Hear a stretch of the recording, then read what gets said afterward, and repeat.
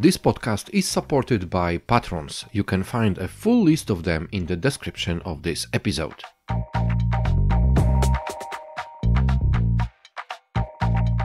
Good morning, my listeners. This is Wiktor Doktor, and this is another episode of Good Morning BSS World, where we are touching a number of topics related to BSS industry, but also HR, also some consulting, some outsourcing stuff, and other topics as well. Today, this is an episode with my guest, who is Marcos Segador Arrebola, President of the Board, GI Group Poland. Hello, Marcos. How are you? Hello. How are you? Very good. Very well, very well. Today is a special day for GI Group in Poland because you have released another Labor Market Barometer. This is already the 16th edition. What's new on the within this barometer? I completely agree. It's a very good day for us. We've been releasing this barometer since 2014. And basically, as you probably know, the idea is to examine the mood of Polish employees, employers, changes in the employment area, salary plan, moods, fears, ways of looking at the job and recruitment. So for some time, we have been also studying attitude of Poles towards other nationalities or perception of automation, many things. You know? This year, we added some, I would say, rather additional interesting topics, like the situation of the young generation entering the Polish market, or on the other side, also the people over 55. As well, of course, the scope of support of refugees and diversity in the workplace. So I think it's an important and comprehensive report, and I'm glad that we can share the result with the market. So we are in the middle of 2022, nearly. Is this barometer rather summing up something what happened within the last, let's say, part of the pandemic season, or this is already a fresh analysis of the first half year of 2022? We did a delay. Initially, this report was planned to be released at the beginning of the year, but because of the war situation, we delay. So we are taking consideration, pre and post, this timing. So we've been analyzing, and recollecting, information until the last moment. Okay, good. So maybe let's touch a little bit the level of the employees. What are their expectations now? Because what are the expectations of employers is one story, and the expectations of employees is another one. So what is on the employee side? Oh, you mean like challenges of employees, huh? Yes. Right? Yeah. Let's go with this. Employees, I think they have to be ready for changes. Huh? I think they need to improve their qualifications and be ready to change industry, because the labor market is going to be, we expect, very, very dynamic. Huh? Increasingly in the recruitment processes, not only the knowledge of tools, but also the soft skills such as creativity and openness to changes, or readiness to look for unconventional solutions, always are counting. So very open to adapt, to evolve. Okay, and from the other side, from the employer side, how do they react on that? I mean, from the employer side, I think the shortage of staff and difficulties in recruiting are particularly felt in the industrial sector, as you know. They are being always a struggle, recently to find talent, to find skilled workers for several years. Considering that more than half of the employers believe that employing foreigners has been a positive impact to the country economy, I think that could be also a very important topic for the future, how we attract foreigners and how we include this in our Polish market. Just as a matter of fact, GI Group companies provide their clients with possibility of recruiting employees for over 57 markets. So the importance of open the labor market to countries abroad is going to be quite important. As a matter of fact, in the recent months, with the outbreak of the war in Ukraine, we have approximately 40% of Ukrainian workers, who constituted the backbone of many transport, construction, industrial processing companies, left Poland. 40%. It's a lot of people. So filling the staff gap, it will be a huge challenge. In how we manage, internal and external staffing, capabilities is going to be one of the key issues.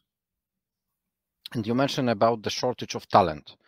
Is it like that? Because you are working with a number of different industries. Does this shortage of talent is something what touches every type of industry at the moment, or there are some which are definitely struggling? Of course, it's IT is always the key area. That the shortage of talent, is always key. I was talking this morning with one of my key people in the team. They were saying that to select certain IT specific profiles, they need to pre-select up to 800 people for one placement.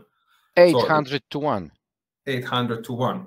So imagine, how shortage of talent, how difficult it is to find certain, key people in the market. Whoa, this is absolutely huge. 800 to 1. I never heard that would come to such levels. Yeah. Okay, so how employers now are attracting the employees besides the cash? Okay, there is always cash. People want to earn more and more and more. But what are the other benefits or tools which are being used by the employers? Yeah, I mean, apart from finance, there is a lot of things, and let me refer to some data that we found in the report.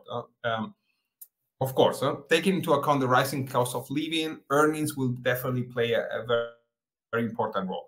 But it's not the only one. Just coming back to some data of the report, compared to December 2020, for instance, the importance of the self-fulfillment as a factor in favor of changing the job has clearly increased from a little bit over 26% to over 34%. So self-fulfillment, very important, for employees, as well as the related lack of development opportunities or lack of prospects for promotion, career path, career possibilities, both with 28% roughly in the importance. So the importance of other factors like redundancy or long commuting distances to work has reduced. So there is always a constellation of different factors. Definitely, money plays an important role, but it's not the only one. Okay. And just coming back to this shortage of talent, because this is a fact for the moment. Yeah. So this is what we can observe on the market. How about the next, let's say, periods of time? Do we expect that the shortage of talent will remain with us for quite a longer time, or there are some nice views for the future? I think the shortage of talent is going to be here to stay for a long time. The market is so dynamic, and technologies are changing faster and faster our environment. So the competition to get better trained, better equipped, and to find these people that are top-notch, talented people for the different industries, I think is going to be something that will stay with us for a very long time. It's not going to be reduced, on the contrary.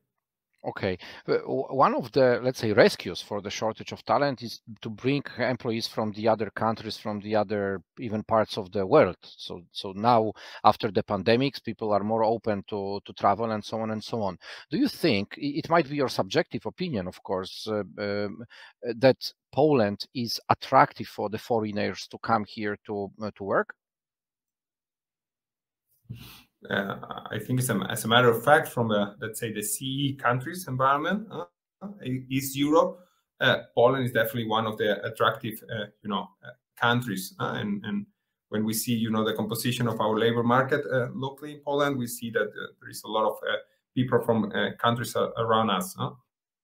So definitely it's an attractive cost of living. Maybe salaries are not as competitive as other countries, neighbor countries as Germany, but on the contrary, cost of living is also reduced. So at the end, the takeaway home net that we can get, plus the cultural, let's say, similarities with our neighbor countries, it makes that it's for many people it's an attractive country to come, in my opinion. And employers are happy to employ the foreigners in Poland? I think it depends.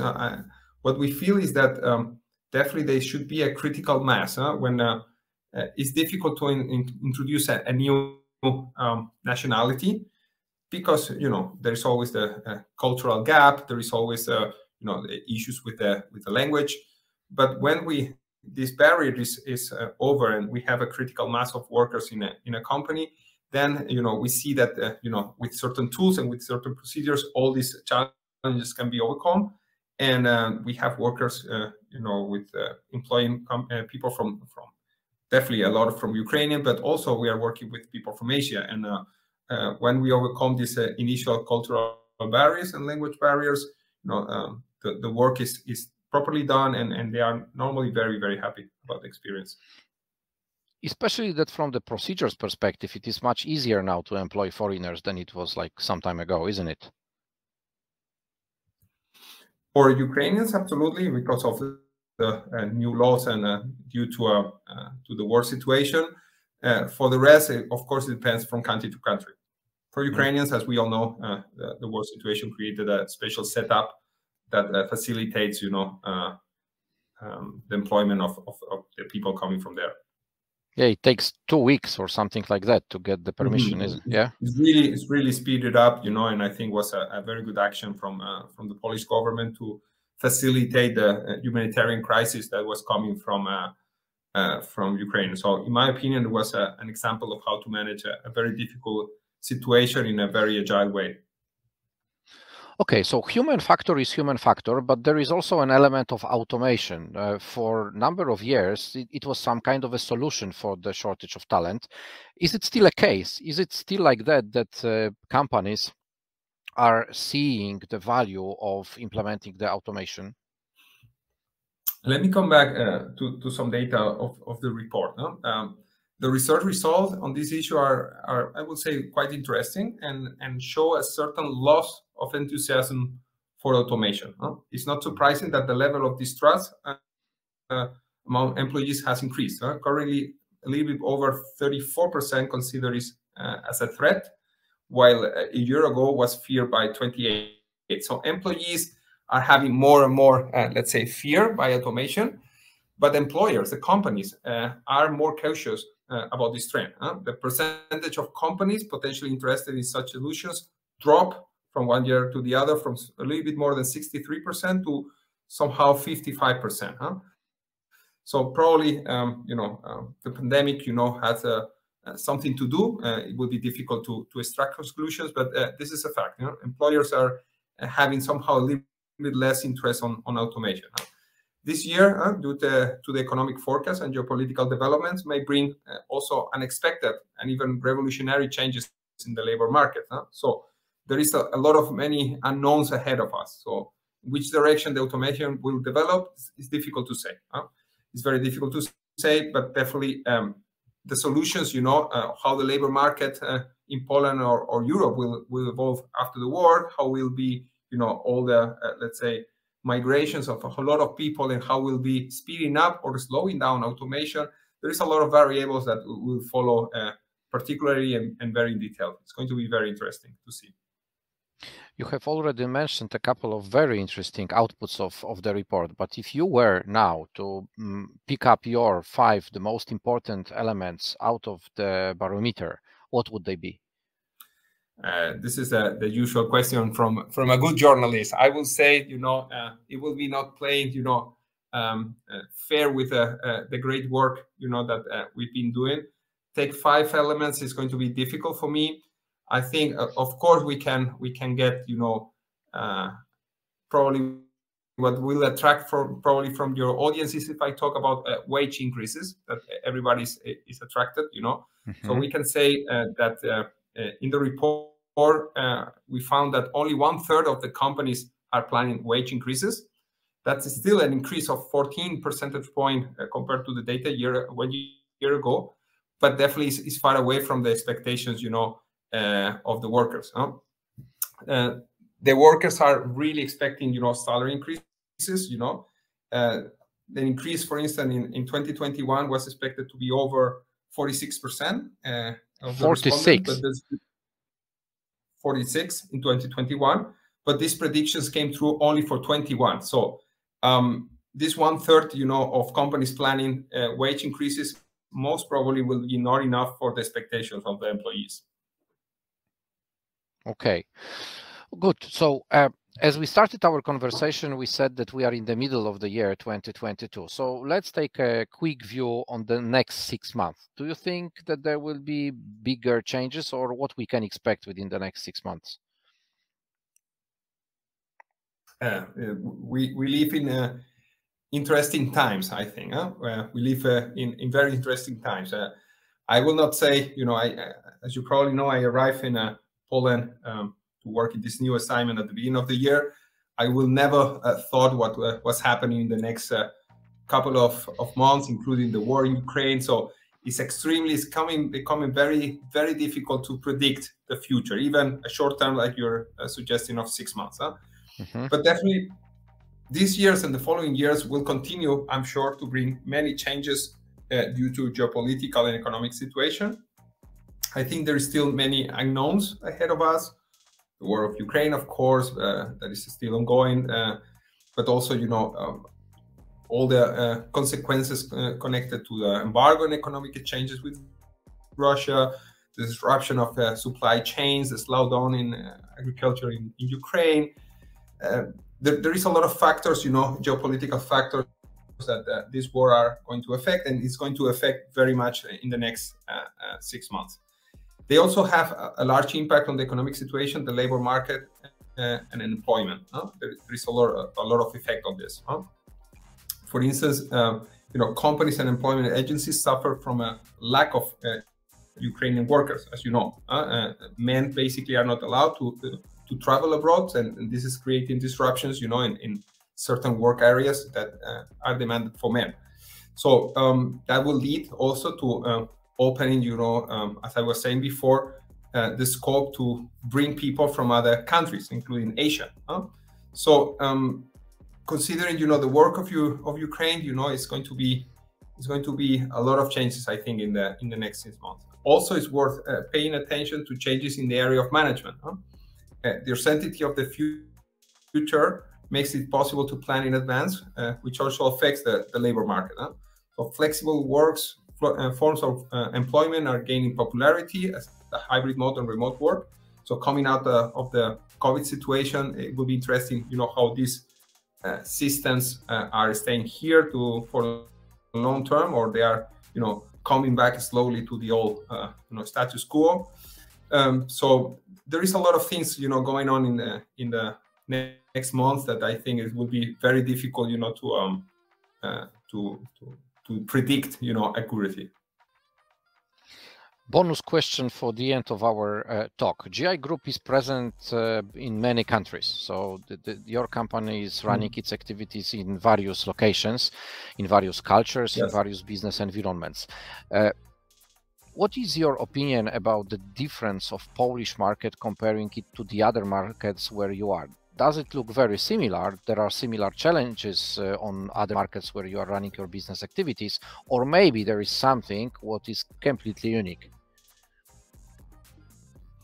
I was managing GI Group in India for 4 years before coming to Poland. I would say that compared to India, for sure, Polish market is a much more developed country, in terms of maturity of staffing solutions and maturity of the market. I think also if I compare to, for instance, Spain, my country, the unemployment rate is almost marginal. So that creates, a huge talent scarcity, as I was referring before. So it's a combination of different factors. I think Polish market is definitely, I would say, probably the most interesting staffing market and job market in East Europe. And for GI, it's definitely one of the key markets in our development for the future. So I'm still learning. I just arrived roughly 5 months ago, but the more I know, the more excited I am. So I keep my fingers crossed, actually, for your business experience in Poland. This is definitely a very interesting market with huge competition as well, but also with very interesting challenges. I hope you will enjoy that. I will, I'm very sure. Okay, thank you very much, Marcos. It was a nice talk to you, and I will make sure for people to have a good guideline and a link directly to your report just to read the barometer, because there are a lot of very, very interesting outputs and takeaways which people can get out of your publication. Thank you very much for today. Thanks a lot. Appreciate it. Have a nice day.